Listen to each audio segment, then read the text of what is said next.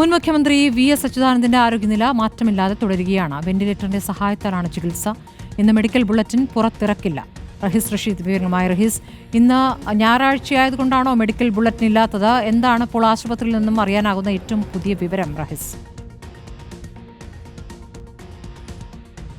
സ്മൃതി, രാവിലെ വി.എസ്. അച്യുതാനന്ദനെ പരിശോധിക്കുന്ന medical board അംഗങ്ങൾ വി.എസിനെ സന്ദർശിച്ചിരുന്നു.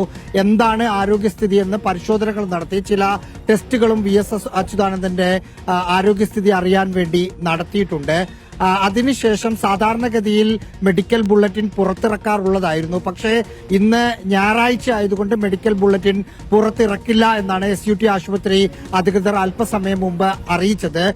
എങ്കിലും വി.എസിന്റെ ആരോഗ്യസ്ഥിതിയെക്കുറിച്ച് നമ്മൾ ചോദിച്ചപ്പോൾ തൽസ്ഥിതി തുടരുന്നു എന്നാണ് അവർ പറഞ്ഞത്.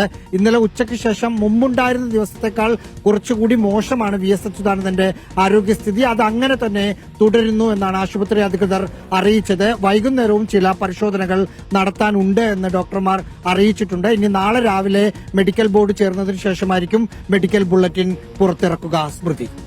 ശരി, റഹീസ് റഷീദാണ് വിവരങ്ങൾ നൽകിയത്. വി.എസിന്റെ നില ഗുരുതരമായി തന്നെ തുടരുകയാണ്.